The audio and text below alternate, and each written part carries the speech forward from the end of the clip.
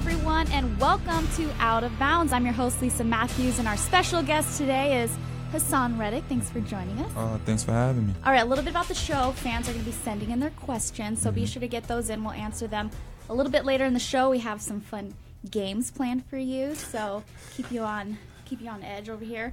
But first things first, special week for you. You're returning home to Philly. Right. What do you think that's going to be like for you? Exciting, a lot of friends and family going to be at the game. So estimate like how many people coming? Because you said the whole city the other day. I'm like, dang. Being from Camden, New Jersey, we live literally 10, 12, maybe 15 minutes max. Where you went to high school? Yeah. We live, not that far away. I know my dad bought probably like 20, 30 tickets. I grabbed 20. I got people that's, grabbing out, that's just coming out to support. So I'm expecting a nice crowd of, friends and family for myself. Is that going to give you a little extra rush, or just stay calm in the moment and perform? Stay calm in the moment and perform. Even though I'm going back home, I'm going to treat this game like any other game, stay level-minded, go out there with energy and, try to make as many plays as I can and, do whatever I can do to help the team. Yeah, and with the unfortunate loss, obviously, of Marcus Golden, Correct. You'll be able to move outside a little in some packages. How do you feel about going off the edge again? Like you said, unfortunately, I hate that what happened had to happen to Marcus. I would love for him to be out there with us. He's just so great of a player. Meant a lot to the defense. I'm just going to go out there and do my best to try to fill in his shoes, go out there and try to bring some of the things that he brought to the defense. Hopefully, I can try to match his talent. Pass rush, right? Yeah. Inside or out. All right, well, let's play some games here. We'll get to more football stuff a little later, okay? All right, first game is called Superlative. So I'm going to just say something. You're going to give me your reply as soon as you can, okay? Best piece of advice Carlos Dansby has ever given you? Alignments. Alignment. What else? Just let loose, don't think, don't go out there thinking too much, if I make a mistake, make it full speed. It's pretty nice having Carlos Dansby right beside throughout all training camp, having him in your ear, just developing you completely. Best thing I could, him being here, me being a rookie, that's the best thing. I was put in the best possible situation, learning from a 14-year vet. So much knowledge. Has he given you a nickname yet? Nah, everybody just call me Haas. Amos calls me Hootie Owl. What? Hootie Owl, because our him being a Temple guy, our mascot name is Hooter, and we're the Owl. So that's awesome. All right, lots of Temple connections here. All right, best place to get. I need this. Best place to get a Philly cheesesteak. Max's, out there on Germantown and Erie. Best cheesesteaks I ever had in my life. They're truly amazing. I went to Jim's last time. Well, Geno's and Jim, they're across? Passing Geno's, I think you talk about. But yeah. Okay, yeah. Messed that one up. But yeah, not from Philly. But I do love Philly cheesesteak, and I heard you talk about the way that you like. Can you explain the way that you like your Philly cheesesteak? Because I guess I did it wrong. So I mean. I like mine with ketchup, mayonnaise, and American cheese. I don't put onions on there. No, I hear about people who put cheese whiz on it. I think that's odd. I even heard about some people who just do the steak and cheese, like no mayonnaise, no ketchup. That's just so. Okay. So I need to get the ketchup, the mayo, and then no American cheese whiz. cheese. Okay, got it. I mean, if you like onions, some people, I'm not a big fan of onions, so that's why I never get them on my cheesesteak. But it is a normal thing for people to put chopped up onions into their cheesesteak. So I mean, if you like onions, you can. I just didn't. There's a lot of pressure when I was in line. Like people were just going, and I felt out of place. They're like, "Girl, make your order right now." So I was like, "Whatever he had, I'll just get it." And it was good. It was delicious. But have you had a Philly cheesesteak? I've never been to Philly before. Man. Yeah.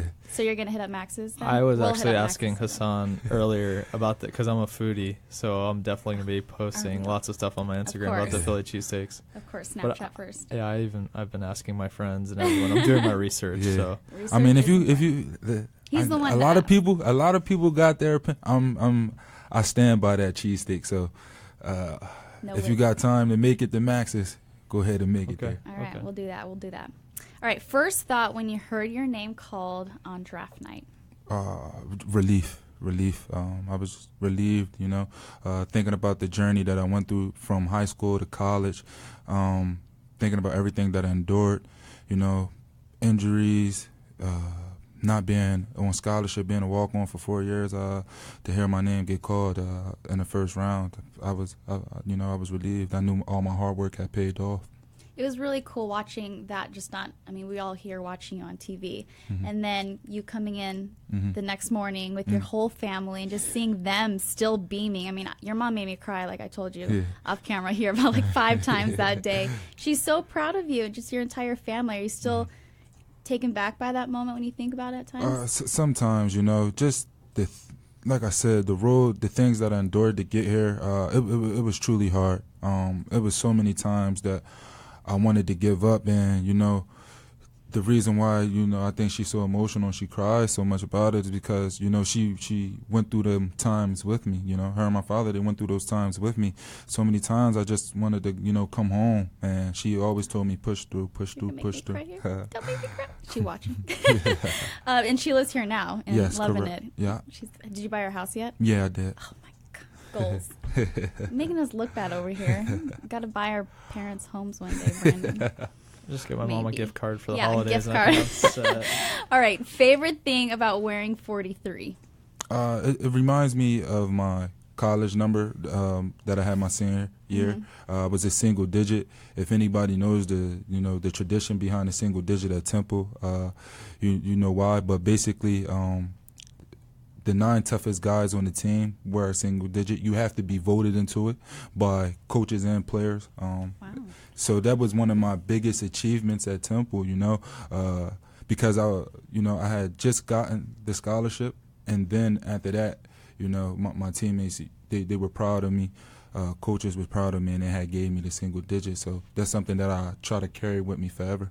That's awesome. Very cool. All right. Any fan questions? Yes, we've got some fan questions for you. All right. So how does it feel to be part of the Cardinals family? It's great, man. It's a blessing. The atmosphere here is so welcoming.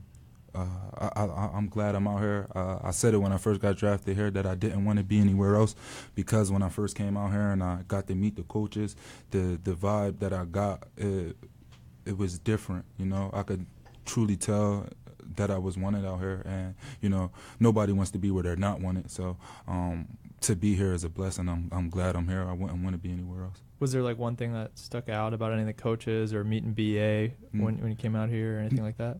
Meeting BA, he was experiencing it. Yeah, like he was just so cool, man. He's so cool. He calm, relaxed. He got soul, man. Like, he got some soul to him. So when I met him, and just to hear him talk, the way his appearance, the way he upholds himself, I'm like, this would be a cool guy to play for, man. So I really love the vibe, and I couldn't wait to get out here.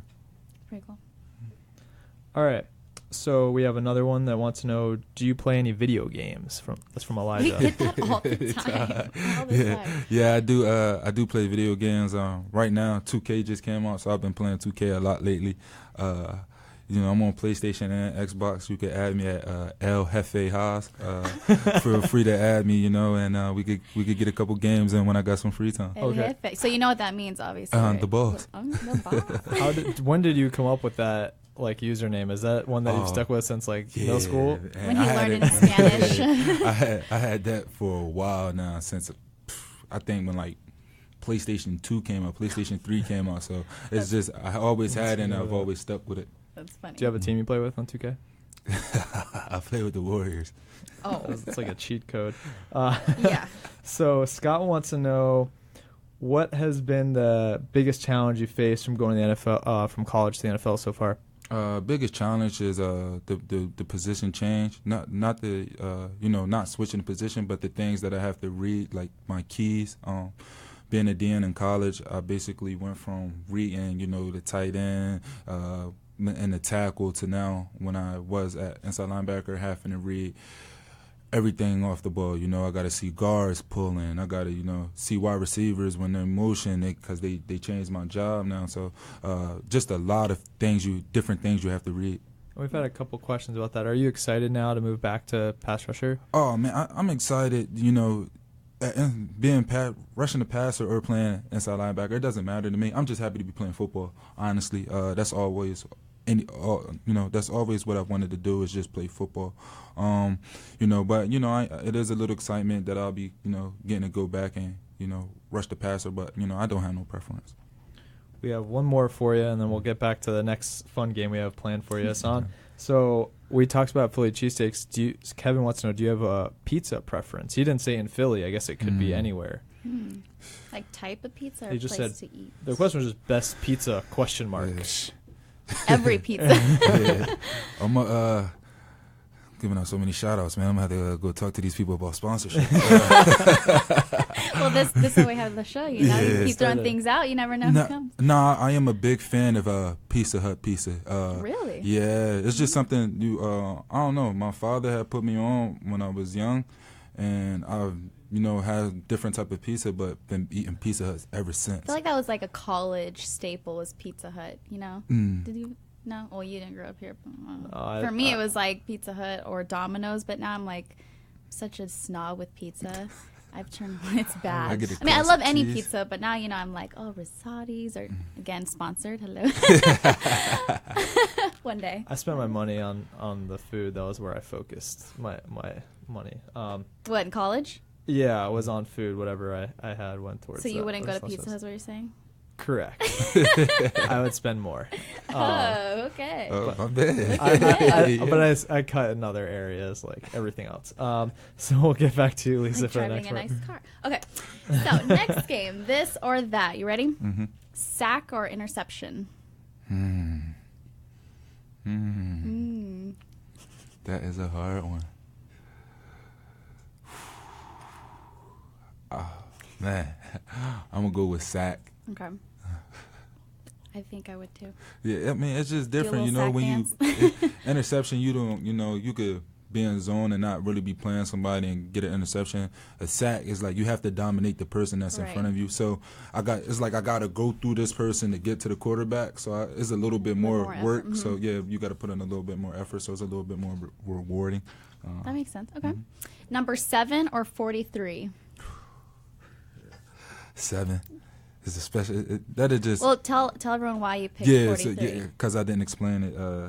I didn't tell them 4 plus 3 equals 7. So that's why I went with 43. Love that. All right, funnier teammate, Fitz or Chandler? Let me just say this: Fitz is a funny guy.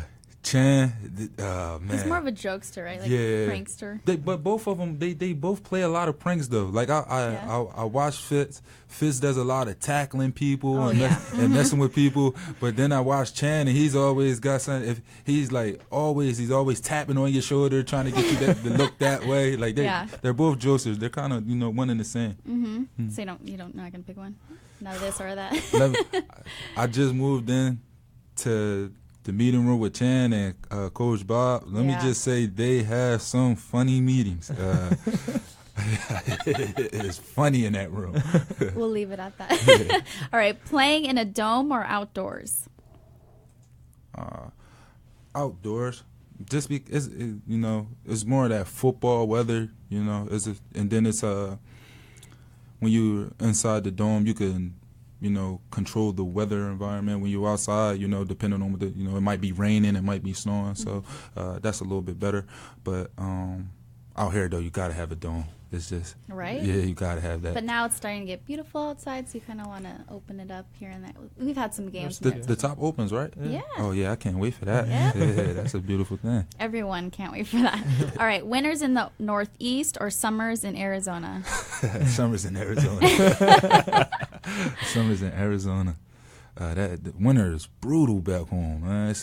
I know your first summer here, though. Yeah, I mean, it was hot, but the heat is dry. So I've lived there my whole life. I can't even tell you how many times. I won't even tell people about that. Because like 110 here might feel like 98 back home in the summer because of the humidity back there. Right.